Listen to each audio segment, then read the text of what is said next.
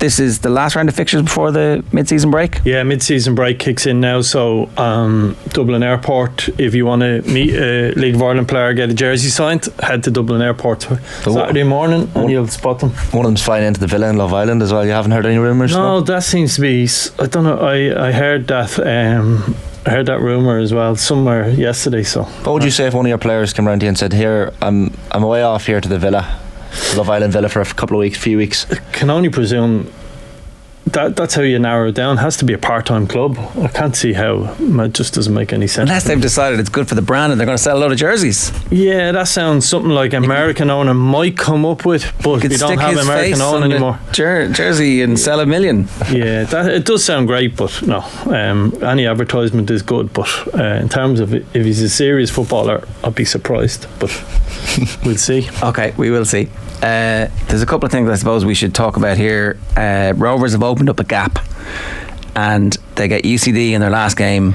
UCD bottom of the table before the mid-season break, so it looks like they're going to they'll definitely take some gap into the mid-season break because they're 4 points clear and there's only one game left, but it's going to be a long week and 10 days for people to stew over the fact that they've got to... I think what's interesting about me coming on here is the feedback you get, it's great. And are you being ironic there? Yeah, no, I mean in a good way. At least we're talking, and I don't get everything right, but I probably questioned last week Shamrock Rovers being clinical enough in games, and I stand over the argument in the sense of, and some of the counter arguments, they score more goals than anyone else, so that's nonsense. But they have the best squad, they've the most possession in games, and when I made that comment, they played halfway through the season, they played 18 games and only won 9. So by and large, that shouldn't be good enough to win your league, but it most likely will. But what they were the weekend was clinical. I was at the Dundalk game and I watched their game against Sligo, and they were, particularly against Dundalk, they weren't exceptional with any stretch of imagination, but they were very clinical in how they took their goals and put Dundalk to bed. And against Sligo on a Monday night, to go up there and win 3-0, exceptional result, and everything sort of fell into their way over the weekend, and they've had a great weekend. And I've said here that I still fancy them by 10 points, and if you're making a handicap, you'd say Rovers -10, and you may have sort of weakened that a little bit to maybe -7, but still say 10 points, and I think they're far ahead of everybody. And while I hope we get a title race, it seems inevitable that this is a big shift in the momentum, and can't stress enough going into the window, when you go into that window with a lead, it's great because it gives you a chance to recess where you're at and build from there. Momentum is the thing. I know Gerald loved this argument, but is the break coming at a bad time for Rovers? Is like, would they prefer to just keep rolling along the tracks the way they're going at the moment? No, I think the break is good. It's good for you to. What's key about the break is, I remember once. So you basically get 1 weekend off, but what was crucial, I remember once at Dundalk where we allowed our players off till a Wednesday of next week. We went on a training camp Wednesday, Thursday, Friday, Saturday, Sunday, and we flew home late Sunday night from a training camp in Spain. So, and I met a League of Ireland manager on the same flight coming out of Spain / Portugal, and about 3 months later he says she can't compete with Dundalk, they have all the resources at the time. But even if we hadn't had the money to go to Spain, we'd have been back on the Wednesday training hard, Thursday, Friday. So it's an opportunity to reassess. It shouldn't be used as a holiday. So mini pre-season. Well, no, not necessarily. Like them days are gone now, because no matter what sport you talk about on here, you'll hear players' fitness levels. You don't put on a stone in the off season anymore, half a stone. Them days are gone. So it's about maintaining people's fitness, and it's why I struggle when I hear the lads talking about, say, gee, yeah, you can't peak every week. I'm like, all right, yeah, don't show your hand every week. You hear, no, didn't, or Derry didn't show the hand in the final. Like, all right, against Dublin, why not? Like, you know, imagine Man City, we can't play well every week, we have to wait for a Champions League final.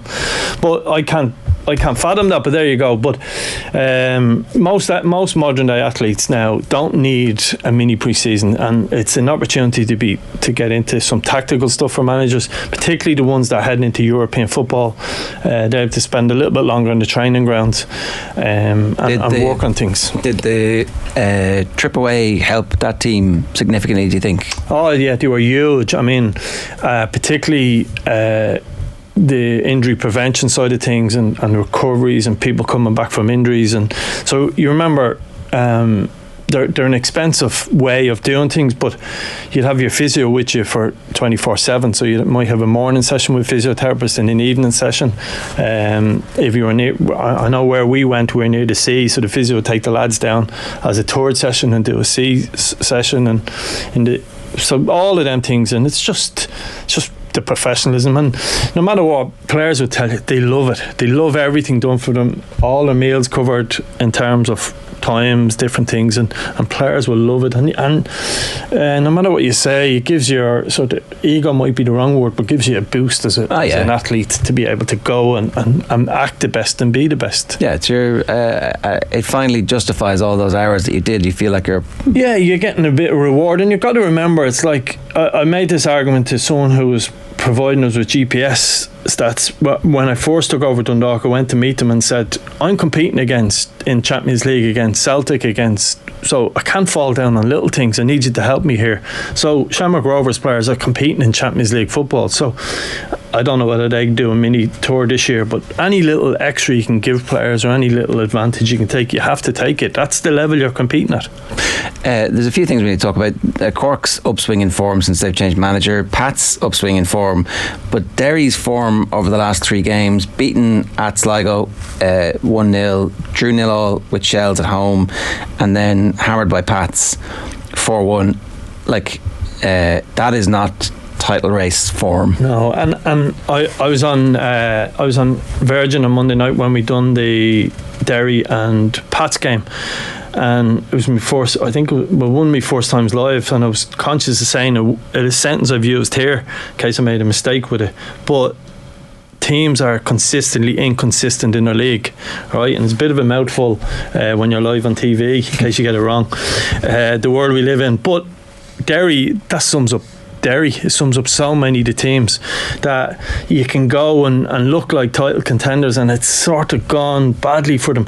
The result against Pats is one thing. You can handle losing. You'll always have a bad, even winning the league. Rovers will have a bad night somewhere along the lines. You go back to years ago. Remember, you'd remember this. Newcastle beat United 5-0. Still went on to win the league. Yeah. There's always them.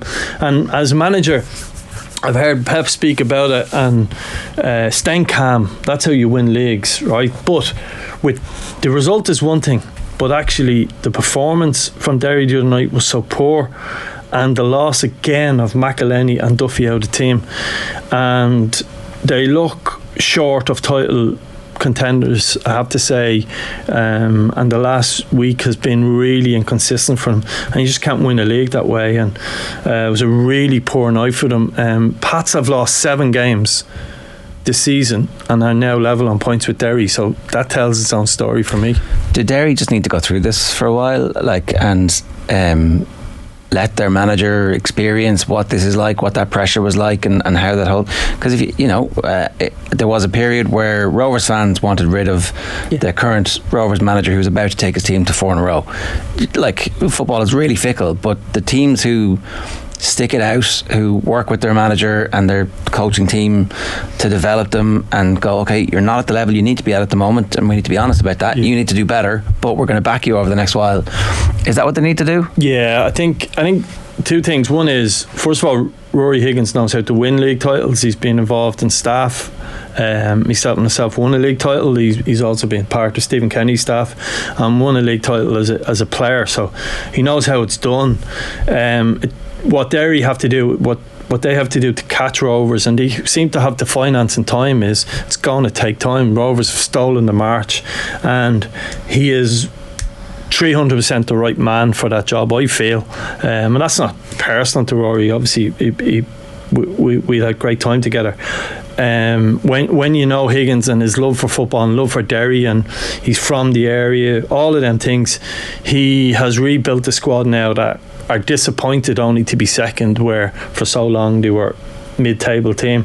It will take them time. You're right to use the Stephen Bradley reference. There's plenty of them throughout the years, so it's just got to build a squad capable. Like, they finished the game the other day with 3 young boys in midfield who will all be good players in their own right, and when the time comes, like someone like Jordan McAniff scored 6 goals for them, but he's not ready to go and be part of a midfield that can win a league unless they're firing with everybody, and they're just not there yet. So their time will come.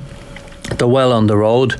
To be fair to Rory, I don't think he's overhyped winning the league. It's being people from the outside, because we're looking for a title race. We are, and we're building them up before they're ready probably to win it. And the investment is so spectacular, or at least, there's been talk of the investment being potentially spectacular. And I think they've done it.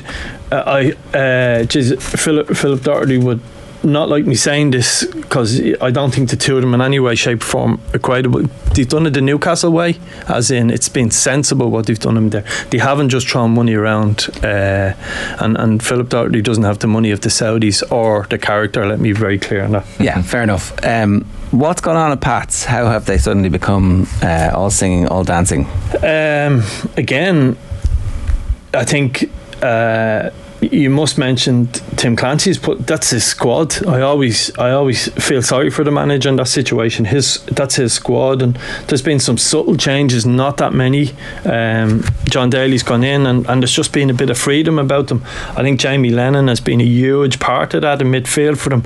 Again, I touched on it more about Rovers, but we've got to be careful now in the league where we're sort of a lot of passing and for pass sake, and Jamie Lennon is, although he can certainly pass the ball to a high level, his biggest strength is getting after the ball, and that's sort of number 6, and he's been huge for them. Obviously Chris Forrester's joint top scorer for them, and they've sort of hit form in that centre midfield for them recently. What's been strange about their run at the moment, they've been decimated with injuries, particularly across the back. Like Joe Redmond, their captain, is out long term, and they've lost 3 or 4 centre halves at different stages. So what they've managed to do is remarkable, and it just shows you momentum in football is huge, or whatever the right word is. But all of these teams outside the Rovers wouldn't shock me if they lost 3 games in a row coming up as well. So it's brilliant for them. I hope they think they're in a title race.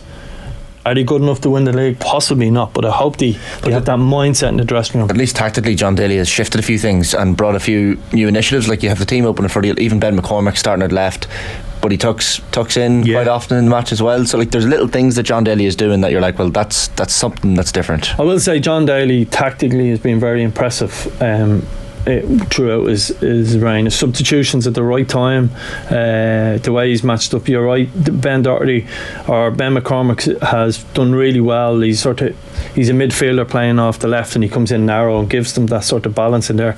And even the other night, that allowed Conor Carty, who's a centre forward, effectively play higher on the right wing. So tactically he's made some good things, and it's just a good feel good factor around St. Pat's. I mean, the crowd the other night, exceptional again, great crowds, and things are rolling on nicely for them, and John Daly deserves huge credit for that, have to say. But as I said, some key players are really standing up for them, and things just go your way, and they seem to be at that club. Young Murphy in midfield for them, again, rising player. He's going to be a top player for them. So Sam Curtis, right back, huge interest from English football. I've heard Manchester United now being linked to him, and that's gone back to your point a couple of weeks ago. He would have been in the UK now if he only for the Brexit rules doesn't allow him. So he's now getting men's football week in, week out, and he at 17 he's playing first team football. At 16 he was playing, but I felt he hit a ceiling or a window where I was like, oh, he's probably reached his limit here. He went through a bad spell, but for the last sort of 7, 8, 9 weeks. He's come through that spell and he looks hell of a player, and he's on the radar of a lot of Premiership clubs. Yeah, and it's going to be very interesting to see if anybody can make that leap from a really talented youngster to the Premier League relatively quickly. It massively inflates the transfer value, because the Premier League is clearly a copycat, and if one or two players make it, then all of a sudden transfer fees climb to a point which is transformative. Well, I don't think you're getting Sam Curtis out of St. Pat's now for less than $250,000 minimum, and it will continue to grow as long as his performance continue to grow and he continues to play that figure. So, the days of 40 and 50,000 are hopefully, there still will be some of them, but they're starting to drift away with a bit of luck. The FAI plans and their request for investment was published during the week. Well, it wasn't published, to be fair to them, right? So, and journalists have to do what journalists do, but it was leaked. And what I didn't like about the leak was that, and journalists are entitled to, they stand over them whether they leak stuff and why, but I hope because it's leaked, and then when they do announce it, hasn't lost some of the weight of their argument, if that makes sense, because it's already out there. You only get one chance to make a first impression. Yeah, so that's the only thing. And to make another small point on the FAI, like sometimes even, and I do, we come in here and say the FAI have got to do this, or people say they've got to do that. There is a lot of work going on in the background, and they are building strategic plans. I think that announcement is due this Thursday. Right. So, or that was their plan, and it's leaked before that. I just hope it's listened to and it's given a fair hearing as a result of. Now, FAI making statements will always make the news, don't get me wrong. Yeah, I think so. I think in politics sometimes the kite gets flown and then the actual ask, and you see what the response is like, and maybe this was on purpose. It was a strategic move to, okay, let's get that story out and let's see what the response is like. If there's a massive outcry to the FAI asking for money from the public, then maybe we'll push that back a month or two, but there hasn't been a massive outcry. No, and again, I've only seen bits of it. The journalist who released it is behind the paywall. I go behind enough paywalls. I'm not behind that one, so I've only seen bits of it, but it seems to be all of the right soundings. It seems to be huge amount of money they're looking for, fine, but for example 140 million plus for academies, that is needed. League of Ireland teams getting to closer to 20,000 seater stadiums.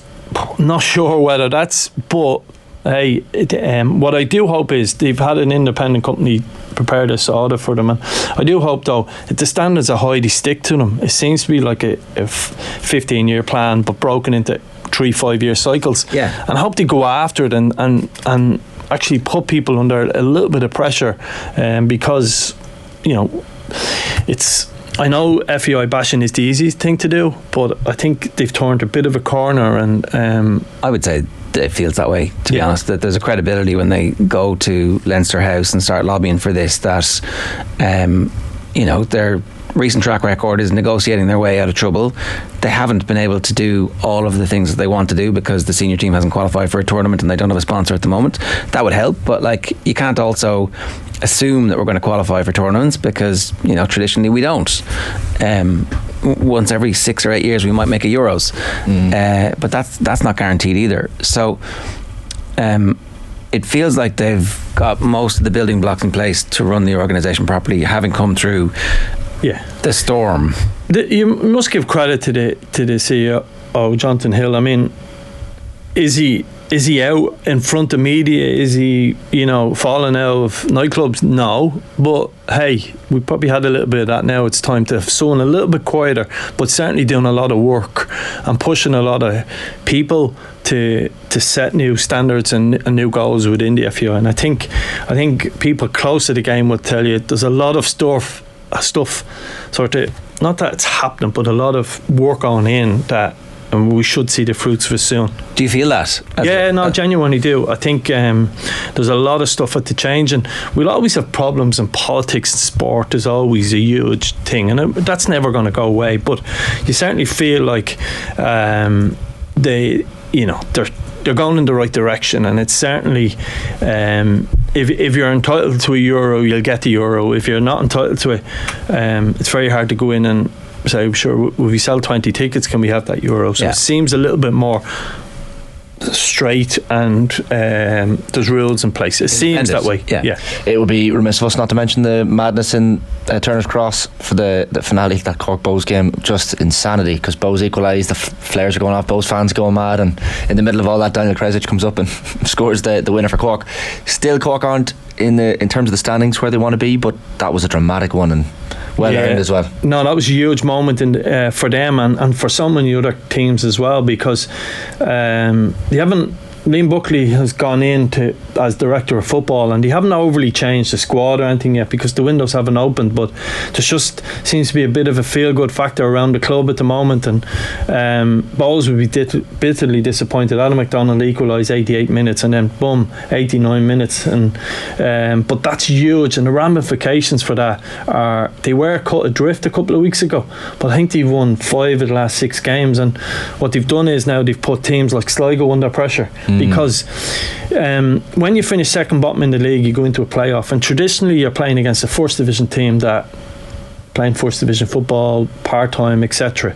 The difference now is most likely at the moment it's Waterford, who are a full-time football club, and you've Galway running away with the first division. So if it happens to be Waterford, it's a 50-50 game. Yeah. It was normally it's 80% 20 nearly for the Premier Division side, so you've got a lot of big clubs watching over the shoulder now, from obviously Drogheda, but Sligo, Shelbourne, all the way up as far as Dundalk, I would say, would have one eye over the shoulder saying, got to stay away from that second from bottom position and into the relegation playoff against what looks like a really strong Waterford side. It's the battle of the midfield, as they call it in Formula 1, those teams that are looking over their shoulder but also ahead of them. Duffer will be pretty pleased with how things are going. Yeah, again, that was a brilliant result from the other night, because again, I know Duffer will not admit it, because he just won't, but they've got to have one eye on Cork as a club, like just continuously building on where they are as a club, and mid-table for Shelbourne and slowly building towards the top is the right plan. But they were losing to Drogheda the other night, and they showed real strength and depth to come back and win the game, and there's a great feel-good factor around that club.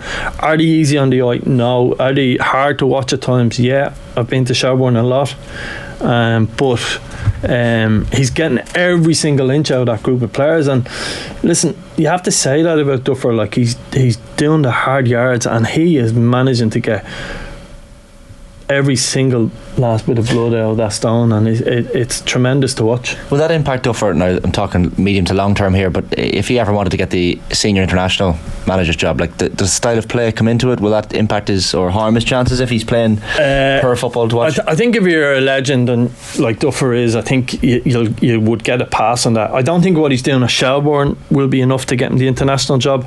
I think he would have to go to the next level, whether that was with a League One club and have real success in European football. But what he's doing at Shelbourne is probably not good enough at the moment, but he'll know that himself. But I think being successful in Europe would give him a chance of it, but he'd have to have that, I would feel, to be credible. Alright, we'll leave it there for this week. Vinny, good stuff, thanks a million for that.